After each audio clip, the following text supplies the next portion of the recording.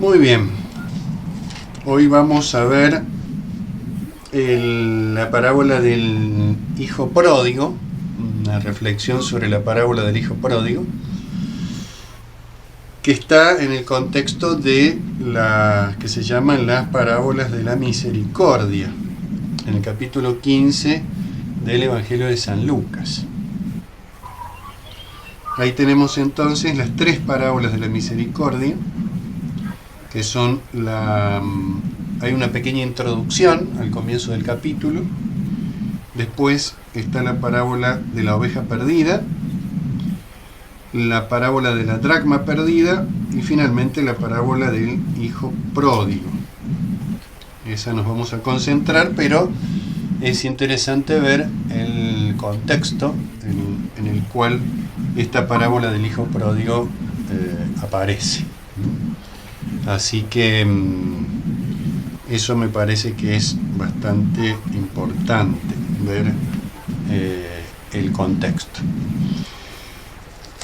Y es importante porque las tres parábolas, vamos a hacer alguna mención a las otras, si hace falta, las tres parábolas sirven de respuesta a esta introducción del capítulo 15. El capítulo 15 de San Lucas nos dice: todos los publicanos y pecadores se acercaban a él, a Jesucristo, para oírlo, y los fariseos y escribas murmuraban, diciendo: este recibe a los pecadores y come con ellos. Entonces les dijo esta parábola. Y ahí van a aparecer las tres parábolas estas de la misericordia. Es muy importante esta introducción de San Lucas, estos primeros 3 versículos, porque, como les decía, las tres parábolas van a explicitar, o sea, Jesús mediante esas tres parábolas va a explicitar esta situación, nos va a introducir en este misterio, ya sea del reconocimiento de la misericordia, ya sea explicándonos y advirtiéndonos contra el peligro del rechazo a la misericordia. Por eso vemos que en estos primeros versículos ya tenemos dos grupos claramente delimitados. Tenemos publicanos y pecadores por un lado y tenemos escribas y fariseos por el otro. No solamente dos grupos, sino además dos actitudes en estos grupos, que son las actitudes que los definen en relación con Dios. Entonces, de publicanos y pecadores nos dice: se acercaban a él, esta palabra es muy importante, para escucharlo, para oírlo. En cambio, escribas y fariseos, el otro grupo, murmuraban. Fijémonos, el primer grupo escucha, se acerca para escuchar.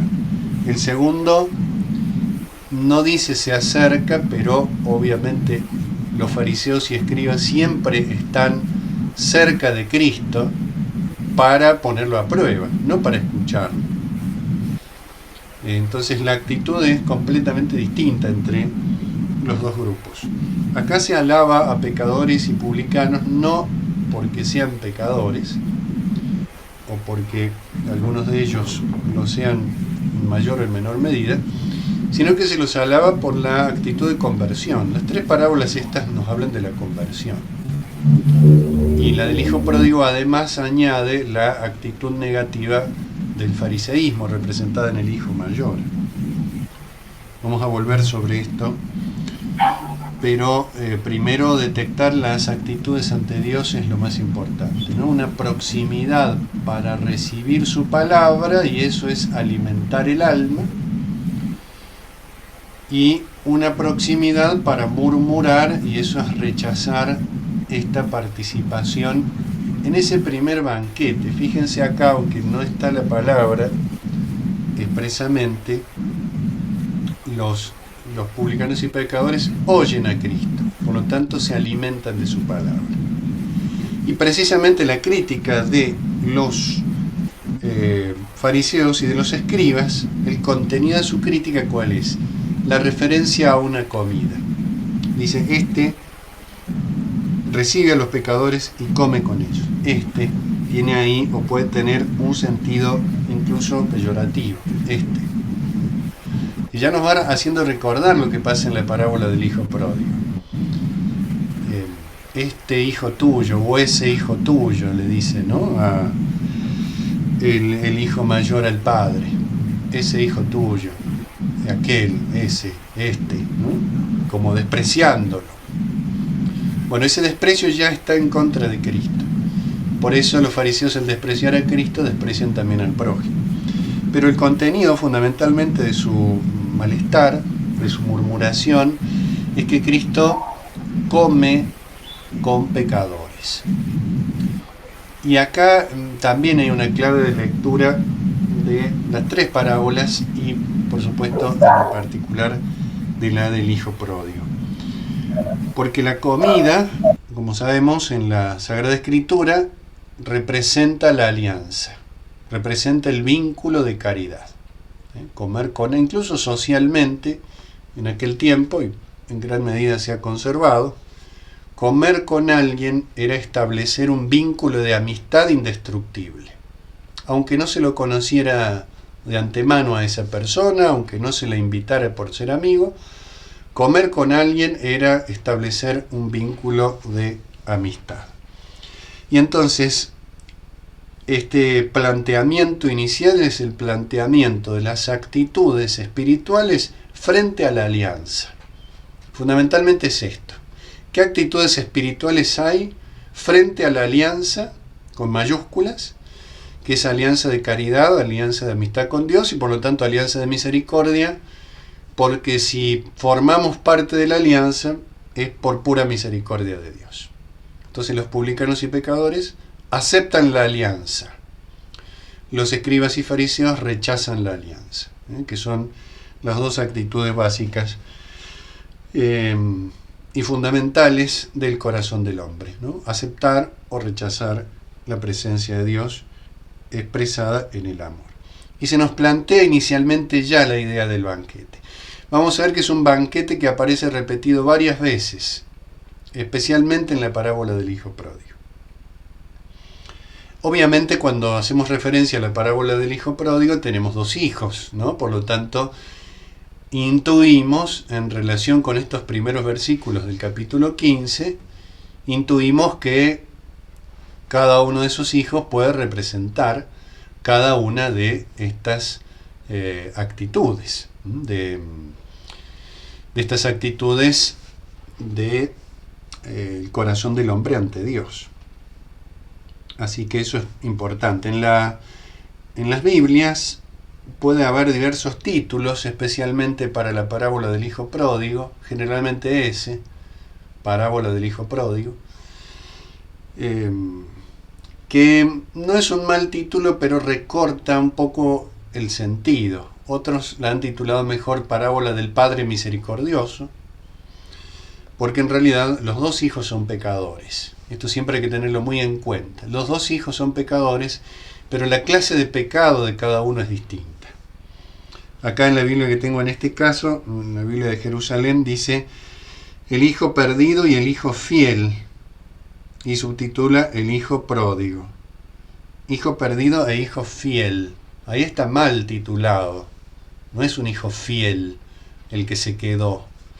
Es un hijo pecador, más pecador que el menor aún. Porque el tipo de pecado que comete, por lo menos a mi entender, es más grave todavía. Se quedó, pero, como vamos a ver, en realidad está mucho más lejos que el hijo menor. Así que los títulos por ahí nos pueden engañar un poco, ¿no? Hijo pródigo es la denominación tradicional de la parábola. Tener en cuenta que es el Padre misericordioso, que tiene dos hijos y ambos hijos son pecadores. Pero la clase de pecado es distinta. La actitud de pecador ante el Padre misericordioso es distinta. Como sabemos, el hijo menor reconoce la misericordia y el hijo mayor no la reconoce. No solo no la reconoce, sino que la critica y no siente, no experimenta ni advierte la necesidad que él también tiene de misericordia. Porque si ha quedado junto al Padre, también es por misericordia. En las dos primeras parábolas, la oveja perdida y la dracma perdida, que son muy similares, más breves, está esto también, la oveja que se va, las ovejas que se quedan, ¿no? La moneda que se pierde, e intuimos las monedas que no se han perdido. Y esta salida al encuentro de lo que se ha perdido hasta encontrarlo y volverlo a traer. Por eso también ahí está expresada la misericordia. Frente al que se aleja, al que se pierde, al que muere, como dice el padre en la parábola del hijo pródigo, está la salida para que vuelva. Ningún pecador puede volver si Dios no sale a su encuentro. Esto va a tener mucha importancia también en la parábola del hijo pródigo. Y en el regreso hay alegría y gozo. Fíjense que tanto en la oveja perdida dice: convoca amigos y vecinos, alegraos conmigo, porque porque he hallado la oveja que se me había perdido. Ese alegraos conmigo, congratularse, congraciarse, es una manera de hacer referencia implícita al banquete.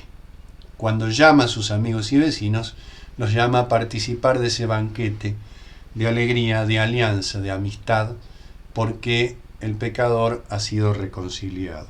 Lo mismo la dracma perdida termina: alegraos conmigo, porque he hallado la dracma que se había perdido. Se entiende que es una fiesta, una celebración festiva, una comida de alianza. Comidas de alianza tenemos muchas, o varias en la Sagrada Escritura, algunas más claras, como puede ser la de la Pascua, en el Antiguo Testamento, clarísima la Última Cena, que se perpetúa, por supuesto, en la Santa Misa. Tenemos una sutil, pero muy importante en el comienzo, ¿no? Después que Dios, los días de la creación, que algunos han interpretado muy bien, que es como Dios preparando un banquete, preparando una comida, como cuando uno prepara una fiesta en un salón, ¿no? Primero prende la luz, después ve qué hay, va distinguiendo cosas, ¿no? Dios que crea la luz y después va separando luz, tinieblas, el agua y el cielo, el agua y la tierra, como diciendo a ver qué hay para preparar el banquete, y después va ordenando, ¿no? Adornando, embelleciendo hasta el sexto día, donde crea a nuestros primeros padres, y cuando crea a nuestros primeros padres les da de comer, dice: ved que os he dado, ¿no? La hierba, etcétera, para comida. Fíjense, el pecado original se configura como una comida también, pero una comida al margen de Dios, una alianza sin Dios, y por lo tanto una alianza con el mundo, una alianza con el demonio. Ahí entra el pecado. La redención también se va a configurar como una comida, la Pascua, la alianza. En el Nuevo Testamento, la Última Cena. Participamos del sacrificio eucarístico. Y la plenitud también la plenitud definitiva se va a configurar como una comida, el banquete de bodas del Cordero en la Jerusalén celestial. Fíjense que comprende toda la Escritura esto, porque hablamos de antigua y nueva alianza. La alianza es vínculo de caridad sobrenatural con Dios, y en la cultura de Israel y en la revelación se nos presenta de esta forma, como una comida de alianza, en la cual se sella o se renueva o se pacta la amistad. Esto está sutilmente en las dos primeras parábolas, la oveja perdida y la dracma perdida, en esa alegría, y está muy desarrollado en la parábola del hijo pródigo. Dice: un hombre tenía 2 hijos. Acá este hombre, por supuesto, representa a Dios Padre, y los hijos representan las actitudes posibles frente a la misericordia, especialmente en aquellos que son hijos. O sea, cómo se vive o no la filiación. Problemas de filiación es lo que tienen estos 2 hijos. uno lo soluciona porque lo reconoce y el otro no lo soluciona porque no quiere reconocerlo, puesto que su corazón se ha endurecido. Pero es que sucede con la filiación, es decir, cómo vivir o cómo vivimos como hijos de Dios y qué peligros nos acechan. Cada uno de estos hijos nos va a mostrar un peligro. El primero más bien se refiere, el hijo menor, a lo que en el primer versículo hablaba de publicanos y pecadores, o sea, pecadores que se apartan de Dios, pero que reconocen en Él la fuente de la misericordia y la salvación. En el hijo mayor, pecadores que se apartan de Dios, como son escribas y fariseos, que no lo reconocen. Entonces, plantea inmediatamente dos hijos, dos actitudes de filiación ante el Padre Celestial. Y empieza con el menor. El menor de ellos dijo al Padre: Padre, dame la parte de herencia que me corresponde, y él les repartió la herencia. Acá vayamos notando que la palabra Padre es una de las más repetidas. Si quieren como tarea para el hogar, un trabajo práctico, después contar cuántas veces aparece la palabra Padre en la parábola del Hijo Pródigo, son muchísimas. Y esto no es por un ejercicio matemático, sino porque en el modo de narrar bíblico, la insistencia en una palabra, esa nota constante, esa nota de fondo, es una pauta de interpretación. Siempre está el Padre presente. Siempre está presente. Incluso fíjense, cuando el hijo menor está en la mayor lejanía, está la palabra Padre. O sea que el Padre siempre está presente. Como esa cita de San Agustín que siempre les recuerdo para mí en primer lugar, que dice: yo no estaba contigo, pero tú estabas conmigo. Le dice San Agustín a Dios, ¿no? Yo no estaba contigo, yo estaba alejado de ti, pero tú estabas conmigo, esperando la respuesta. Yo te buscaba por fuera, pero tú estabas dentro. Es lindísimo, eso creo que está en las Confesiones de San Agustín. Yo te buscaba por fuera, como el hijo menor lo busca por fuera. O sea, la búsqueda del Padre Celestial es la búsqueda de la bienaventuranza, y eso está necesariamente en el corazón del hombre. Y se puede buscar en lo que uno decida, en lo que uno quiera, pero hasta que no se encuentre con Dios, la felicidad no se va a dar. Y vamos a ver enseguida cómo sucede esto en cada uno de los dos hijos. Yo diría, los dos hijos buscan la felicidad al margen de Dios. Los dos buscan la felicidad al margen de Dios. Pero uno se va a dar cuenta de que no se puede al margen de Dios, y en cambio el otro no. Por eso es una parábola que nos habla de la misericordia, sí, es verdad, pero nos habla de la misericordia con ocasión de aquello que la misericordia remedia, es decir, del pecado. Nos muestra cómo es el ser humano, y especialmente nos muestra cómo es el Hijo de Dios, cómo somos los hijos de Dios.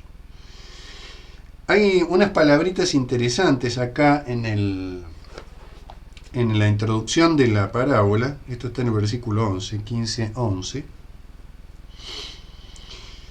Este hombre tenía dos hijos. El menor le dice al padre, le pide la propiedad. Literalmente dice una palabra griega que dice usía, la usía o usía se escribe, que se suele traducir por sustancia, por esencia, por ser, por entidad. Es bastante interesante eso. Por supuesto que en el uso bíblico se refiere a la herencia, a lo que le correspondía por ser hijo. Pero la palabra es más potente todavía. Es como si estuviera diciéndonos, le está dando el ser, lo está haciendo ser. Le está dando consistencia el Padre al Hijo. Así como Dios nos da consistencia, nos hace ser como hijos a nosotros. No es que nos da bienes nada más. Nos hace ser, nos da entidad. San Pablo dice en la primera carta a los Corintios, en el capítulo 13, famoso himno de la caridad, Si no tengo caridad, nada soy. Casi metafísico es ahí. No existo. O sea, la caridad, el amor de Dios me hace ser, me da consistencia, me da identidad, diría yo también. Por eso el hijo después va a decir, no merezco ser llamado hijo. O sea, perdí mi identidad. Y si perdí mi identidad, no merezco ser llamado. Y no solo hay llamado en cuanto al nombre de hijo, sino en cuanto a ser convocado. No merezco volver. Esta parábola nos habla de que la vida es un camino de retorno. Tema muy interesante también. Nuestra vida espiritual no es solo ir hacia Dios, es volver hacia Dios. Porque estábamos con Él en nuestros primeros padres, en el jardín del Edén, y nos fuimos. Entonces nuestro camino es de regreso. Es recuperar la identidad. ¿Qué es lo que hace el padre cuando el hijo menor vuelve? Le vuelve a dar la identidad. Me adelanto un poco, porque después me voy a olvidar, pero le dice, cuando lo reviste en el regreso al hijo pródigo, lo reviste y le dice a los sirvientes, traigan la mejor ropa y vístanlo. Y la palabra que usa San Lucas es proton, que significa lo primero, la vestidura primera. Por supuesto que el sentido más directo es la vestidura más bella, la mejor ropa, por eso así se suele traducir. Traigan la mejor ropa. Pero este primero es muy interesante también, porque es lo que tenía antes y que había perdido. Por eso va siendo despojado en ese camino de alejamiento de Dios. Traigan la vestidura que tenía antes y que perdió. Si recordamos en el libro del Apocalipsis, una de las primeras cartas que aparece allí, creo que la primera de las cartas del Apocalipsis, dice, tengo contra ti que has olvidado el amor primero. Alaba por otros motivos, pero el amor primero lo has olvidado. Perder el amor primero. Acá el Padre se lo vuelve a dar. Y no solamente esta palabrita que les decía recién, donde dice, y él les reparte, dame la parte de hacienda o de herencia, dame la propiedad, usía, esta entidad, este ser, sino que después dice, y él les repartió la hacienda. A veces se traduce por la misma palabra, pero San Lucas usa dos palabras distintas. La primera, que es usía, si la traducimos así, esta entidad, este ser, esta consistencia, le dio eso para que lo use bien. Y en la segunda palabra dice, cuando él les repartió la hacienda o él les repartió la herencia, dice bios. Les dio bios, les dio su vida. Y es interesante que ahí lo dice para los dos. Les repartió a ellos la vida, porque los dos son hijos. Entonces, acá ven que no es una cuestión de dinero, de propiedades o de posesiones, sino que esa imagen está al servicio de algo mucho más profundo. Por eso cuando el hijo menor vuelva y diga, en la casa de mi padre hay pan en abundancia y yo estoy aquí muriéndome de hambre, no es que vuelve interesado por la comida a secas, vuelve interesado por la alianza representada en esa comida. Acá me muero de hambre, acá no hay alianza, acá no hay caridad. Acá todo tipo de alianza es con el mundo. Él quería comer con los cerdos, fíjense. Entonces, ese deseo de vuelta no es un deseo interesado en la comida. A veces se lee mal eso. Acá perdí todo, no tengo dinero, tengo hambre, y en la casa de mi padre hay pan, entonces vuelvo por el pan y no por mi padre. No, mi padre es, definitivamente, el que me da el pan, que es la vida misma, que es la alianza. Tenemos ahí un rasgo eucarístico, por supuesto. Yo soy el pan de vida, dice Jesucristo. El que da vida eterna. El Padre le va a decir, mi hijo estaba muerto y ha vuelto a la vida. Sin la alianza estamos muertos, sin el vínculo con Dios estamos muertos. Y por eso vuelve, no es por una cuestión material, eso es porque desea el pan sobreabundante. Fíjense que dice, ¿cuántos jornaleros de mi Padre tienen pan en abundancia? ¿Qué es el pan sobreabundante? Si recordamos la multiplicación de los panes, da mucho más de lo que hacía falta, y después recojan esas 12 canastas, ¿no? Un signo eucarístico, pan sobreabundante, un pan que nos da una vida, pero no precaria, limitada, frágil, sino pan de vida eterna, de vida sobreabundante. Así que ahí está ese rasgo eucarístico. Bueno, y la parábola nos va a describir esta salida y esta vuelta, en el caso del hijo menor. Se va a un país lejano, la lejanía de Dios, y empieza a derrochar sus bienes. Dice, pocos días después el hijo menor lo reunió todo, primer verbo acá, reunir, y se fue a un país lejano donde malgastó. Es reunir y desparramar. Jesús va a decir, el que no junta conmigo desparrama. En algún otro lugar del Evangelio dice eso, ¿no? El que no junta conmigo desparrama. Y acá pasó exactamente eso. Juntó, pero no con Cristo, no con Dios, y por lo tanto desperdició. Lo que desperdicia es esa vida, esa entidad, esa sustancia. Desperdicia su propia vida. Administra mal su condición filial. O sea, no vive como hijo, sino que vive al margen de Dios. No vive como hijo de Dios. Vive completamente al margen de Dios, usando mal de su condición de hijo. No puede dejar de ser hijo, estrictamente hablando, pero sí puede, lamentablemente, y eso es lo que nos pasa a nosotros, no vivir como tales. O sea, usar mal de los bienes filiales. El pecado, sencillamente, es ese el problema. Es el pecado.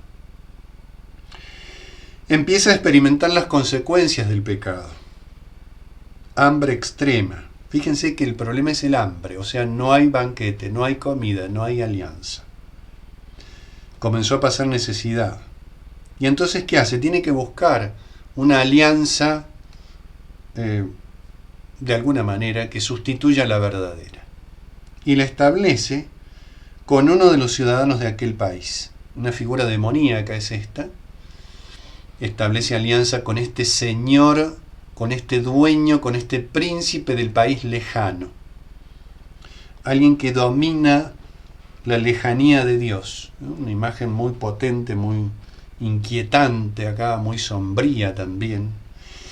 Y fíjense que hace lo contrario de lo que hace Jesucristo. Jesucristo establece alianza con los apóstoles y los envía a pastorear el pueblo de Dios.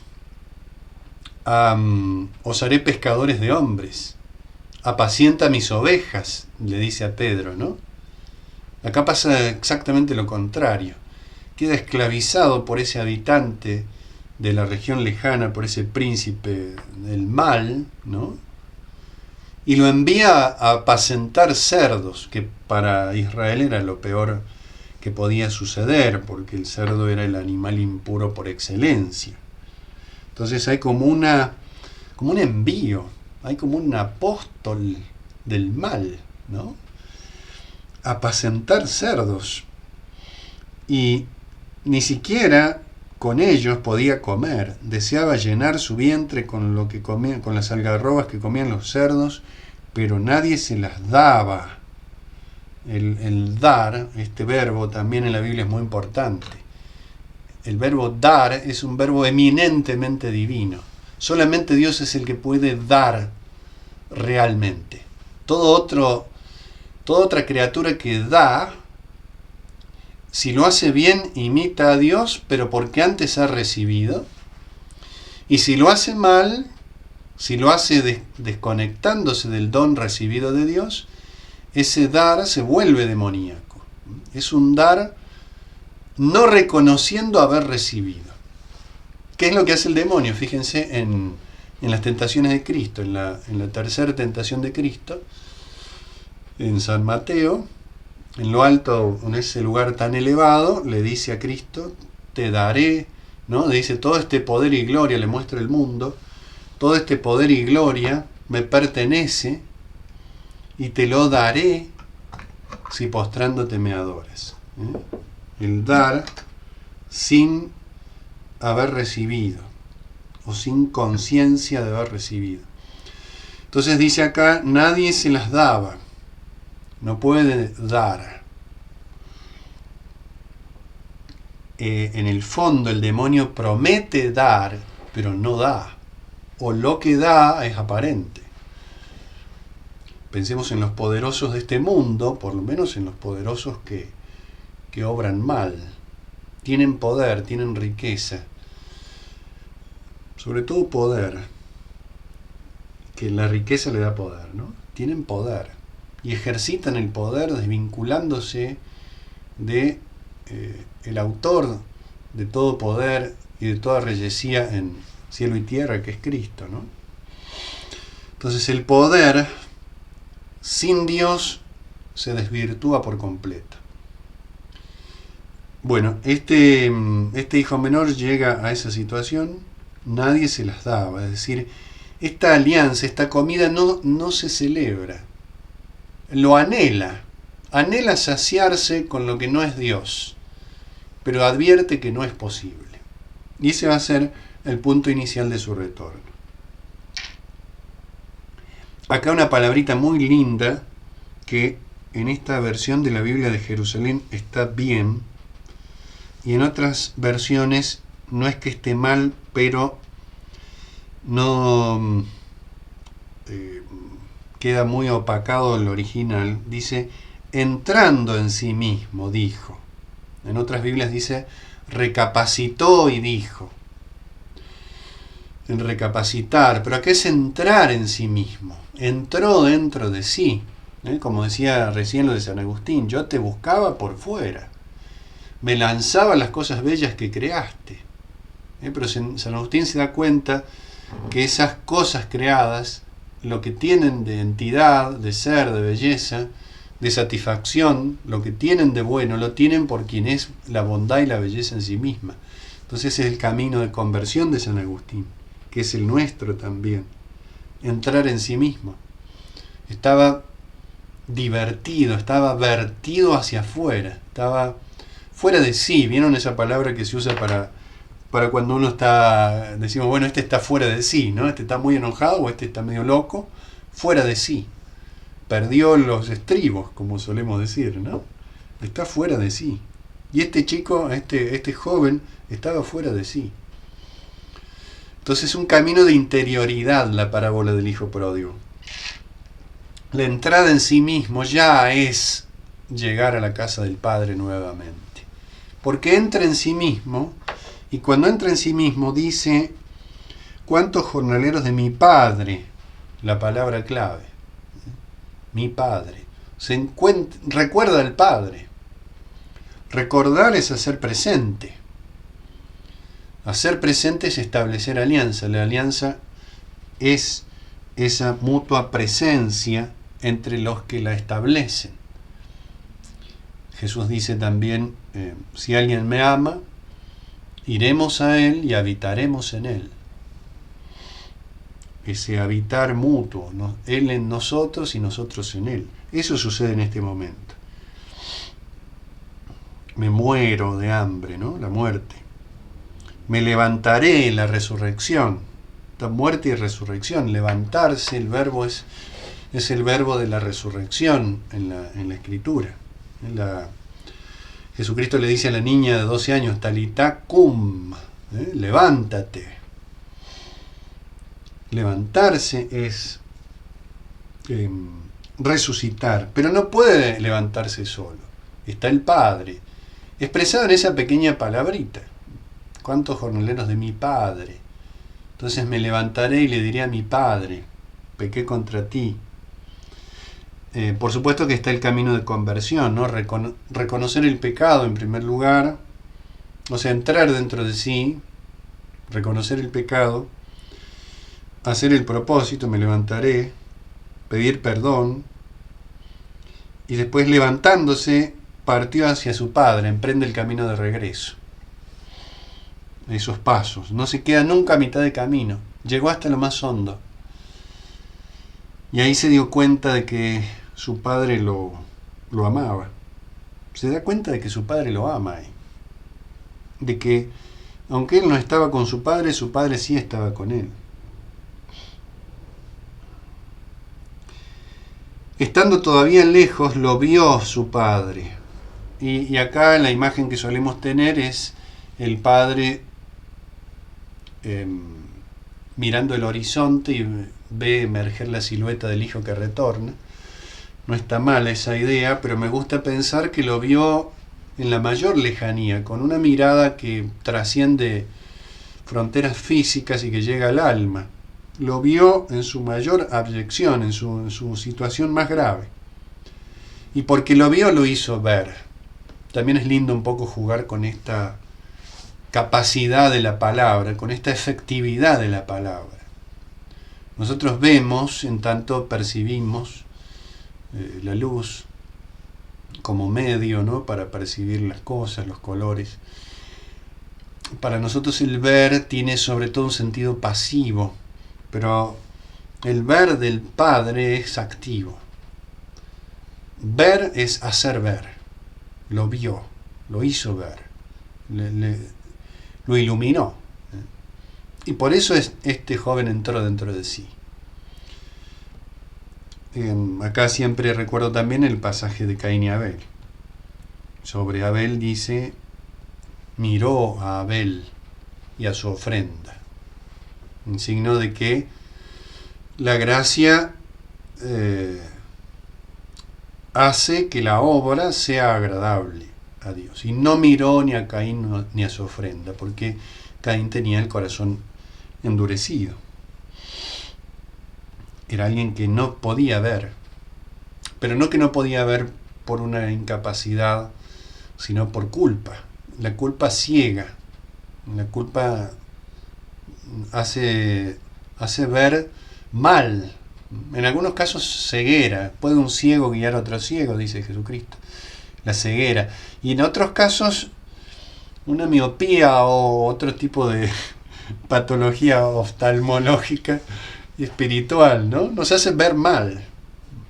Nos hace ver las cosas como no son. Tanto el bien y el mal. Nos hace ver mal lo que es bueno y nos hace ver bien, con buenos ojos se dice, lo que es malo. Aparece muchas veces en la Biblia esto también. Bueno, no me quiero extender demasiado. Estando todavía lejos lo vio su padre y conmovido, ahí la palabra conmovido es misericordia. Y une esta misericordia del Padre con el amor entrañable. En el Antiguo Testamento hay como dos grandes palabras, bueno, en el Nuevo también, pero hay dos grandes palabras para expresar la misericordia. Una más referida a la misericordia paterna y otra más referida a la misericordia materna, que acá se conjugan en esta figura de la actitud de amor entrañable. Nosotros usamos esa palabra, amar entrañablemente, amar con las entrañas. En la imagen que nos presenta el Antiguo Testamento eran las entrañas maternas, donde la vida comenzaba y donde la vida era protegida, donde la vida era amada. Pensemos, si queremos, un poco entre paréntesis, hoy es todo lo contrario en gran medida y en muchos lugares y lamentablemente en muchas leyes, ¿no? El lugar de la misericordia de pronto, porque los hebreos, las entrañas físicas son un punto de partida para hablar de lo espiritual. Hoy en día el lugar del amor misericordioso, del amor entrañable, se convirtió en el lugar más peligroso del mundo. Entonces, ese amor, San Pablo dice, revestidos de las entrañas de Jesucristo. O sea, que seamos amor entrañable también. Bueno, la palabra esa aparece también muchas veces, tanto en el Antiguo como en el Nuevo Testamento, y representa la misericordia profunda. No una misericordia que es amor que pone remedio al mal, ¿no? Amor que redime, amor que hace revivir, amor que hace resucitar. No es la mera compasión de sentirme mal porque el otro está mal, que por supuesto que eso es bueno, sino que es más allá, es efectiva. Hace el bien, remedia el mal. Bueno, hay muchos gestos donde se expresa ese amor entrañable. El Hijo, la primera palabra que siempre pronuncia es Padre, siempre es Padre. Ahí está contenido todo. Si lo puedo llamar Padre es que me considero hijo. No merezco ser llamado, o sea, perdí la identidad, no merezco el nombre de hijo, y no merezco ser llamado en tanto convocado, les decía recién. No merezco volver. No merezco esta vuelta, no merezco este retorno. No merezco que tú me llames hijo. Pero sabe que el Padre es misericordioso y entonces incluso, y porque no lo merece, la misericordia brilla más. El Padre le dice a los siervos, acá la figura de los siervos es una figura secundaria, pero hasta cierto punto, porque son los sirvientes los que revisten a este hijo, ¿no? Ahí podemos hacer una referencia a los ministros de la iglesia, al apostolado, en la misión que cada uno tenga, no solo el sacerdote o el consagrado, sino también el laico, que hemos sido revestidos, primero nosotros, para revestir a los demás, para embellecer en el sentido profundo de la palabra. Embellecer el alma es revestirla. Ahí está la túnica primera. Ponerle un anillo en la mano, sandalias en los pies, ¿no? Las diversas partes, como una nueva criatura, ¿no? Como una nueva creación. Yo hago nuevas todas las cosas, dice Jesucristo. Es un hombre nuevo, un hombre vivo. Y el sacrificio, novillo cebado, matadlo, comamos y celebremos una fiesta. Y da el motivo. Ha pasado de la muerte a la vida, de estar perdido a haber sido encontrado. Bueno, esta es la situación del hijo menor. Nosotros solemos identificarnos con este hijo menor, pero también tenemos algo del hijo mayor. Y por eso en estos minutos que nos quedan vamos a ver qué pasa con el hijo mayor. El hijo mayor representa el que se quedó en la casa, el que aparentemente no se distanció, el que cumple todos los preceptos, el que es justo, el que no dilapidó la hacienda, pero comete otra clase de pecado, que es el pecado que acecha, me parece, especialmente a quien o a quienes, me voy a incluir un poco impíamente, a quienes estamos más cerca de Dios. O a quienes aprovechamos los medios que Dios nos da. Acostumbrarnos a la misericordia y por acostumbrarnos a la misericordia dejar de reconocerla. Pensemos en los obreros de la primera hora, en la otra parábola, que creo que alguna vez comentamos acá. Se enojaron porque Dios fue misericordioso con los de la última y no se dieron cuenta que Dios había sido misericordioso con ellos.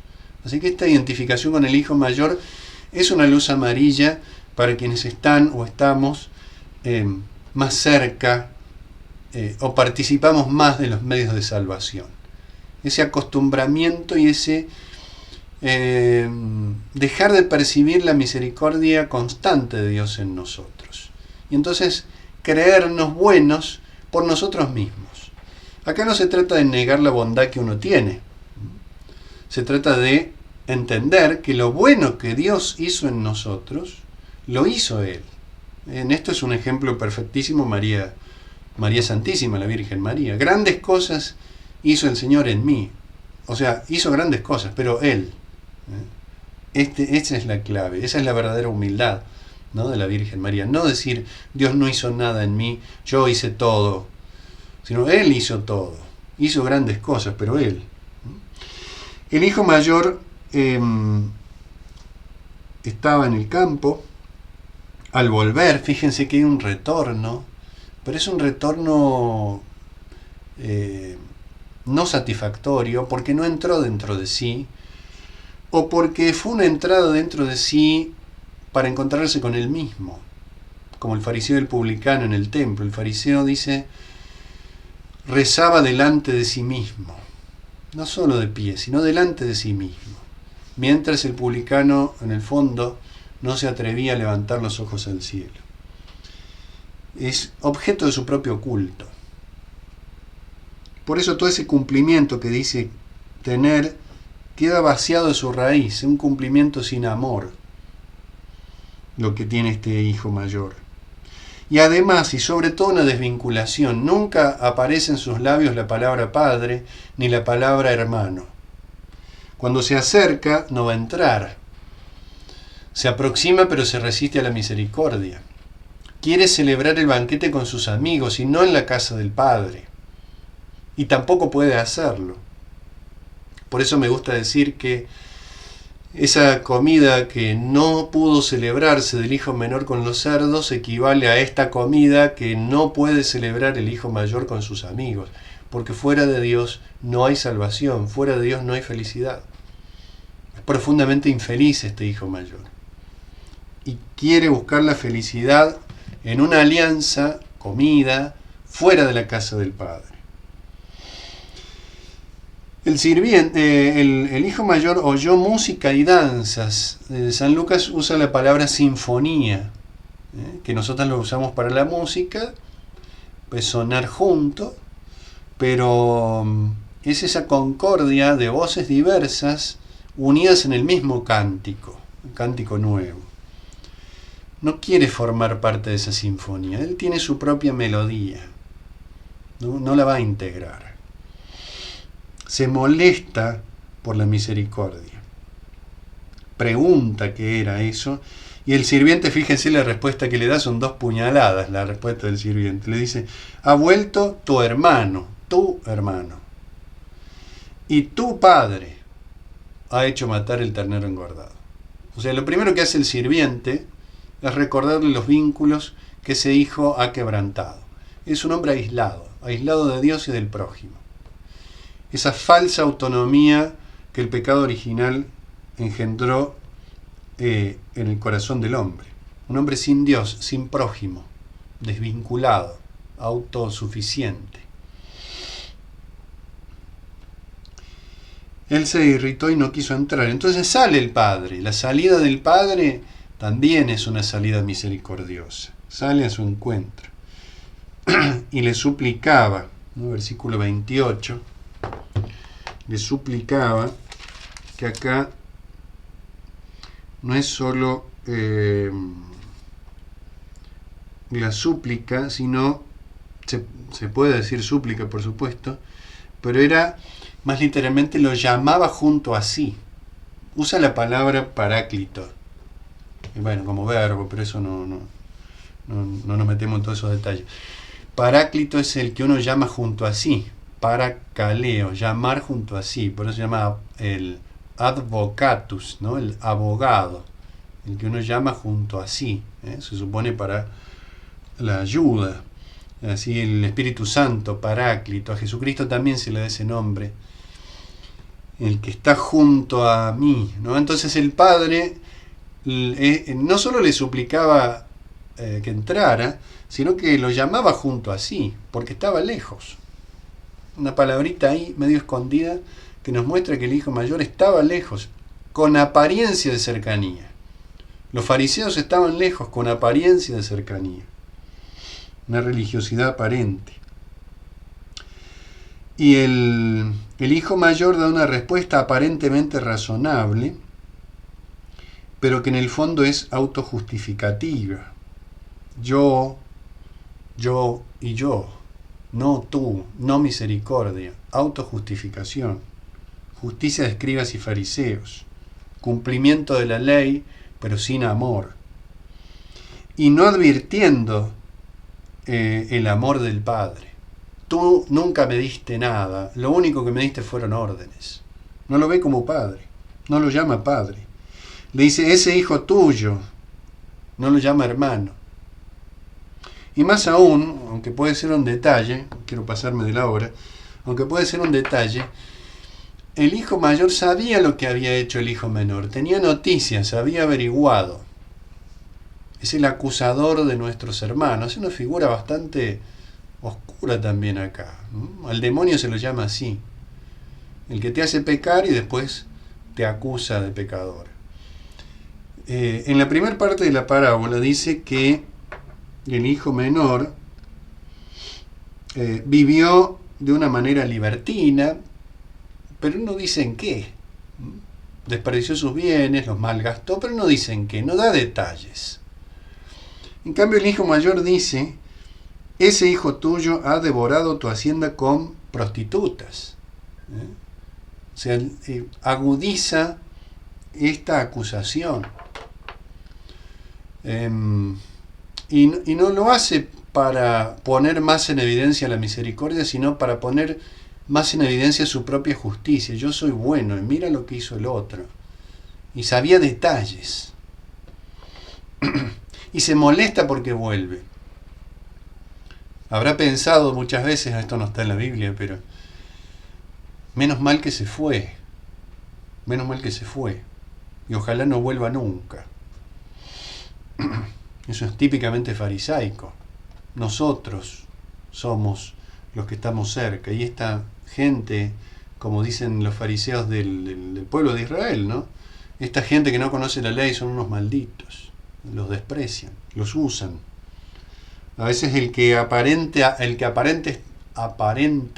estar cerca de Dios usa al pueblo de Dios, ¿no? Para sus propios fines. Es la corrupción de la alianza en el fondo, ¿no? Consecuencias del pecado. Y ya ni siquiera lo ve, no se ve pecador. Se cree justificado. Por eso yo creo que ese pecado es mucho mayor. No digo que nosotros lo cometamos, pero nunca perder la clara conciencia de que Dios es misericordioso con nosotros y por eso nos hace el bien. Él nos hace el bien. Eso les decía la Virgen María, ejemplar. Y entonces, ¿qué le dice el Padre? Hijo, tú siempre estás conmigo, todo lo mío es tuyo. Tu hermano estaba muerto, le vuelve a recordar los vínculos. O sea, tú estás siempre conmigo, pero no te has dado cuenta, no quieres reconocer el bien que recibes. Estás conmigo, pero no estás conmigo. Estás conmigo, pero rechazas esa proximidad. Rechazas la misericordia, el pecado contra el Espíritu Santo, ¿no? No nos dice la parábola porque termina ahí, ¿no? Termina abruptamente, final abierto.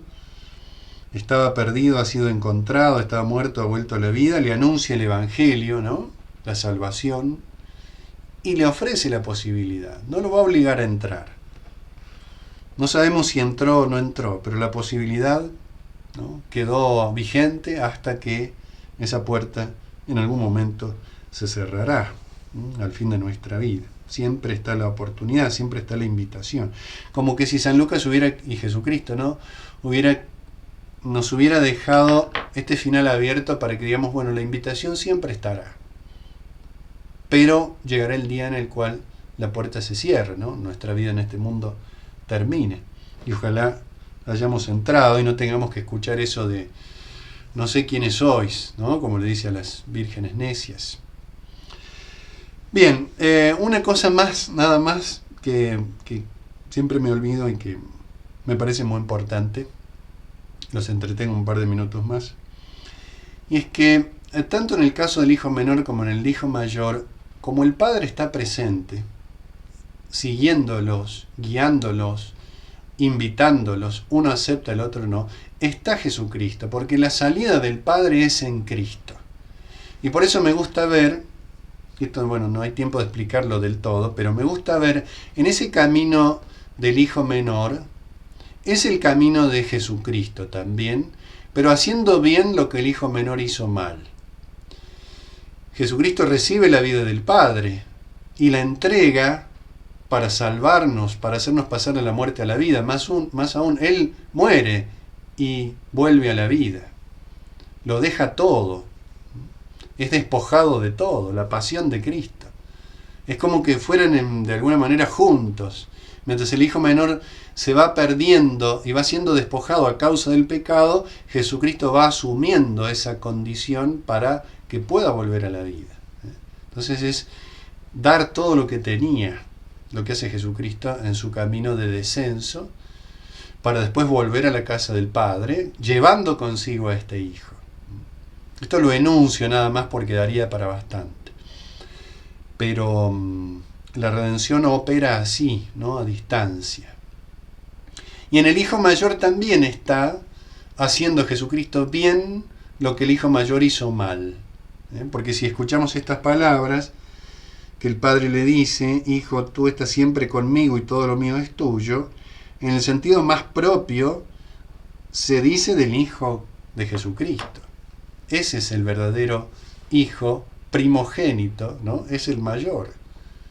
El Hijo mayor, que es el que comete el pecado más grave.